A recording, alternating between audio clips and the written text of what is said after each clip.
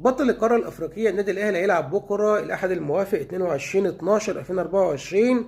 هيلعب أمام شباب بلوزداد الجزائري في الجولة الثالثة من دوري أبطال أفريقيا. المباراة هتتلعب الساعة 5 مساء بتوقيت الجزائر، 6 مساء بتوقيت مصر، 7 مساء بتوقيت السعودية. المباراة تذاع عبر قناة بي إن سبورت السادسة بصوت المعلق محمد بركات، وهتذاع أيضا عبر قناة تايم سبورت الأرضية المصرية بصوت المعلق هيثم هيبة. ترتيب المجموعة: أورلاندو في المركز الأول برصيد 5 نقط من 3 مباريات، والأهلي في المركز الثاني برصيد 4 نقط من مباراتين، وشباب بلوزداد في المركز الثالث برصيد 3 نقط من مباراتين، واستاد أبيجان في المركز الرابع برصيد نقطة من 3 مباريات.